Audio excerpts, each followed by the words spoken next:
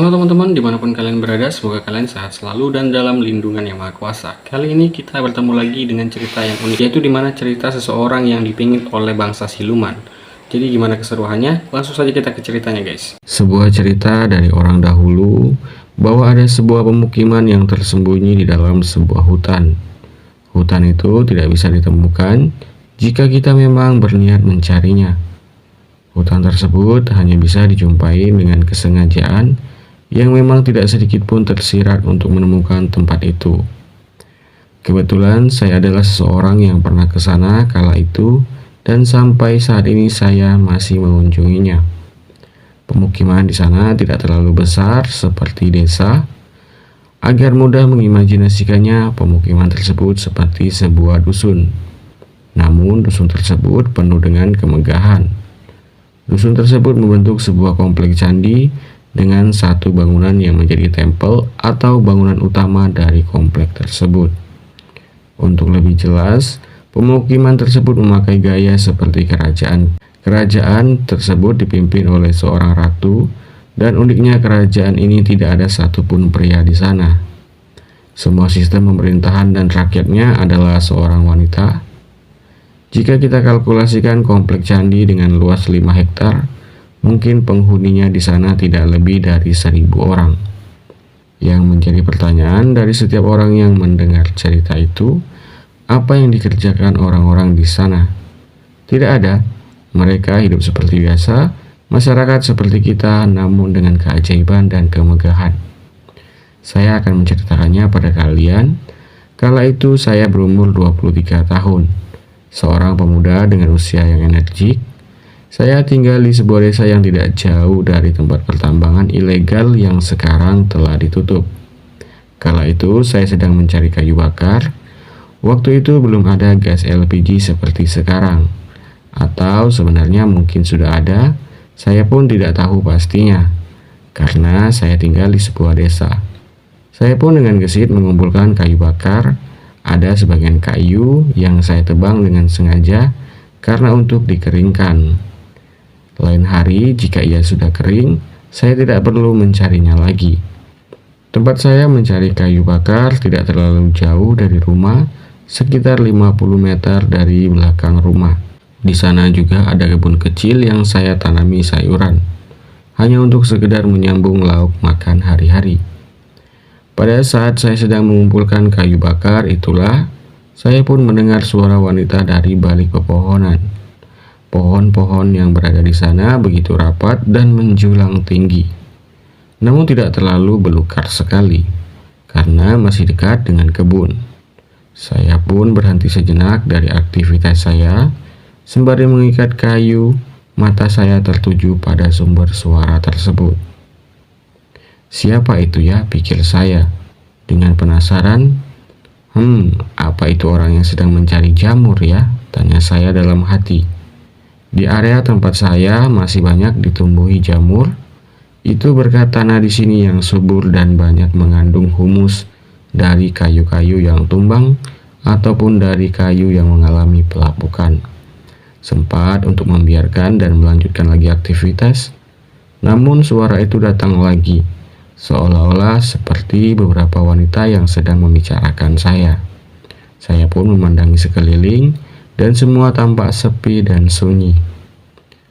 Sudahlah, lebih baik saya cepat pulang, karena sudah mau sore, agar bisa cepat masak, pikir saya. Ketika saya selesai mengikat dan mulai membopong kayu yang sudah saya kumpulkan, suara itu kini terdengar lebih dari beberapa orang. Sekarang lebih dari 3 orang. Mereka mencari jamur atau sedang apa ya? Rasa penasaran saya pun semakin tinggi. Kalaulah betul mencari jamur, mungkin mereka bisa membaginya, kata saya dalam hati. Sambil tersenyum, saya pun mengangkat kayu dan mulai mendatangi sumber suara tersebut. Jalurnya memang sedikit belukar, namun tidak terlalu sulit bagi saya. Setelah beberapa meter dari sumber suara, ujung-ujung rumput dan tumbuhan itu seperti bergoyang tertabrak sesuatu. Saya pun langsung menjatuhkan kayu bakar dan mendekat dengan cepat. Ketika sampai di balik pohon dan semak itu, Ternyata sama sekali tidak ada siapapun. Saya pun ketika itu merasa merinding. Kata saya, jangan-jangan, sudahlah, mungkin hanya perasaanku saja. Lalu saya pun kembali mengangkat kayu dan berjalan ke arah pulang. Ketika sudah sampai rumah, umak saya memanggil. Lamonian, kata umak saya. Yo, payah tadi jalannya, kata saya. Umak saya hanya bergumam dengan suara Lalu saya pun membersihkan badan setelah menyerahkan kayu bakar. Ketika malam hari kami selesai makan, saya pun bertanya pada umak saya. Uma artinya ibu. Sebelumnya saya dan ibu saya hanya tinggal berdua di sini. Karena ayah pergi bekerja bersama temannya. Ayah hanya pulang 3-4 bulan sekali. Itu pun paling 3 hari. Setelah itu ia akan berangkat lagi. Ayah saya bekerja sebagai penambang timah, karena tambang di dekat desa saya sudah ditutup. Ketika selesai makan, saya menanyakan sesuatu kepada ibu saya tentang soal jamur. Ibu saya hanya menjawab, jamur itu kan tumbuh habis musim hujan, atau setelah adanya hujan. Ini kan musim panas, sudah 2 bulan. Oh, seperti itu memahaminya. Emang kenapa tanya-tanya? Nak nyari jamur apa kau? Tidak, saya jawab, sambil mengangkat piring saya yang telah selesai makan. Saat saya berjalan ke dapur, saya pun berpikir, kalaulah bukan orang yang mencari jamur, lalu suara siapa ya? Secara lokasi rumah kami agak jauh dari tetangga. Terlebih kami tinggal di Ume. Ume adalah tempat yang dikelilingi oleh kebun atau sebuah hutan yang ditebang dibuat pemukiman. Ada tetangga, hanya saja jaraknya lumayan jauh, sekitar 300 meter dari rumah saya. Lalu saya pun setelah mencuci piring, kembali duduk di depan umak saya dan bertanya soal hutan yang berada di belakang rumah. Umak saya kala itu hanya menjawab, jangan ke sana, itu bekas tambang dan tanahnya sangat berbahaya. Hanya itu saja yang beliau katakan. Keesokan harinya tepat pukul 10 pagi saya pun pergi ke belakang rumah. Karena rasa penasaran saya yang tinggi, pergilah saya dengan membawa sebilah pisau untuk melindungi diri. Ketika sampai di ujung kebun, hutan yang kemarin pun sudah tampak. Saya pun masuk ke dalam menembus hutan. Hutan tersebut masih terbilang tidak terlalu lebat, hanya saja semak belukarnya yang membuatnya tampak memenuhi pandangan.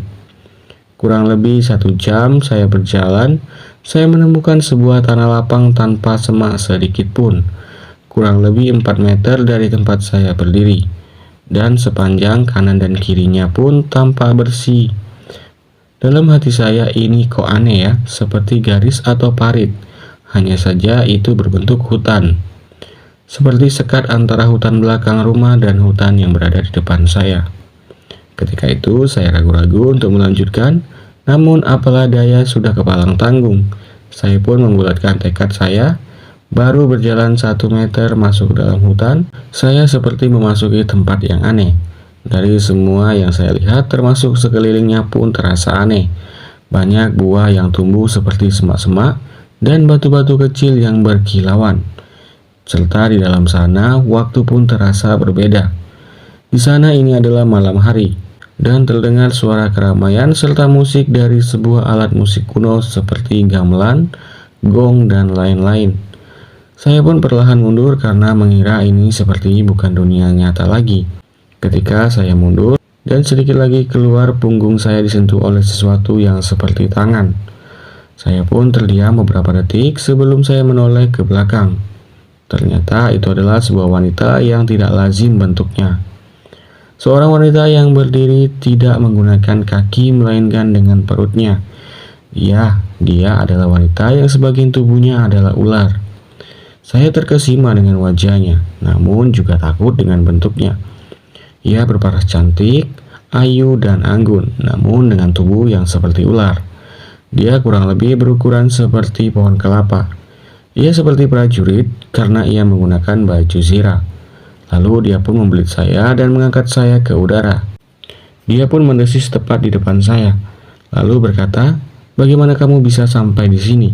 Sedangkan tempat ini tertutup bagi bangsa manusia." Saya kala itu tidak bisa menjawab, karena dada saya terasa sesak akibat himpitannya. Ketika ia menyadari saya tidak bisa bernafas, barulah ia melempar saya. Lalu tak beberapa lama datanglah yang lain. Mereka berbeda dengan wanita ular tadi. Mereka lebih tampak tidak menakutkan karena berwujud seperti manusia. Lalu ia mengatakan, "Bagaimana kamu menemukan tempat ini?" "Saya melihat parit," kata saya, "sebuah garis yang dibuat oleh hutan."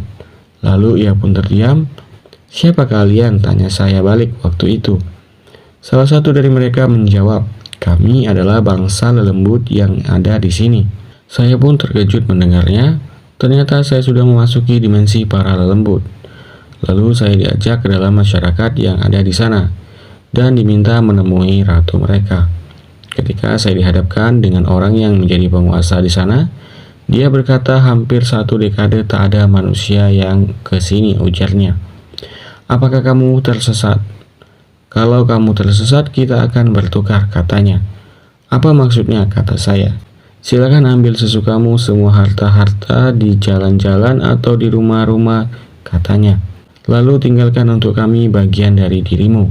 Maksudnya adalah hidupmu. Maksudnya adalah hidup kita. Ia seolah-olah akan menyedot saripati kehidupan kita. Begitu menurut penjelasan wanita yang berada di sebelah saya. Sebelum ia berkata lagi, saya pun menjawab. "Saya mendengar suara lalu saya datang ke sini." Mendengar saya berkata demikian, lalu ia memotong pembicaraan saya dan bertanya, "Apa kamu melihat semacam garis pembatas di hutan?" "Ya," kata saya. Disitulah tiba-tiba semua penghuni di sana merubah semua wujudnya menjadi wanita-wanita setengah ular. Entah apa maksudnya. Lalu wanita yang menemukan saya pertama kali, ia mengatakan kepada saya itu adalah sebuah tanda perkawinan. Di situ saya terkejut dengan kalimat tersebut. Ketika semuanya telah berubah, di situ saya bergidik ngeri. Sekarang mereka semua bukan lagi berbentuk setengah manusia, melainkan sepenuhnya telah menjadi seekor ular. Ternyata saya masuk ke dalam kerajaan siluman yang diceritakan orang-orang dahulu, yang telah dianggap mitos oleh sebagian orang. Saya pun berlari keluar dari bangunan di sana.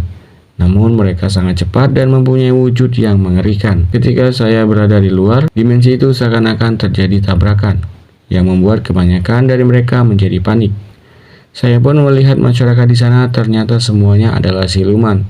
Ada yang mengambil wujud seperti binatang, namun ada pula yang berwujud seperti kuntilanak, hantu, dan lain sebagainya. Ada pula yang berwujud seperti manusia, namun dengan rupa yang hancur dan wajah yang menghitam. Saya pun akhirnya menyerah dan tertangkap, karena saya tidak menemukan jalan keluar sama sekali. Ketika saya dibawa ke dalam bangunan yang lain, makhluk tersebut merubah wujudnya seperti manusia kembali, namun tidak dengan sisik yang menempel di tangan mereka. Sisik itu hanya satu, mungkin sebesar kacang hijau, namun sisik itu sangatlah berkilau. Ia meminta saya untuk menjadi penggantinya. Lalu saya pun menolak dengan dalih saya tidak ingin menikah, terlebih lagi itu adalah seorang siluman. Lalu ia hanya mengatakan, "Baiklah, berarti kematian," katanya. Mendengar itu saya pun mau tak mau menurut saja. Pernikahan itu tidak seperti pernikahan di dunia nyata. Pernikahan itu lebih ke seperti ritual. Setelah itu saya dipaksa menggaulinya. Memang mereka ketika merubah wujudnya terlihat sangatlah cantik, seperti wanita-wanita pada zaman kerajaan lengkap dengan aksesorisnya. Namun di sisi lain mereka semua adalah siluman. Setelah menikah dan menggauli siluman tersebut, saya pun diperbolehkan untuk pulang dan diperbolehkan juga untuk datang kembali dengan menempuh jalur yang sebelumnya saya temukan. Sampai saya berusia 37 tahun, saya pun masih sering ke sana setidaknya 1 tahun 2-3 kali. Tidak ada yang berubah di sana, hanya saja saya yang bertambah tua. Ada beberapa yang saya hasilkan di sana, namun mereka tidak bisa mengunjungi alam manusia, karena sejatinya mereka adalah siluman. Di sana emas tidak ada artinya. Semuanya seperti sampah yang berserakan di jalan. Saya akan datang saat-saat tertentu saja, seperti bulan purnama atau bulan-bulan tertentu saja, karena saya sudah terikat dengan perjanjian yang ada di sana. Saya juga memiliki istri dan anak di dunia nyata. Di sana juga saya memiliki keluarga. Dari sudut pandang cinta, cinta tak memandang batas. Bahkan cinta melebur lebih dalam dari dimensi, yaitu adalah sukma. Tapi entah kalau itu di mata agama, semua saya jalani sebagai ujian sekaligus anugerah.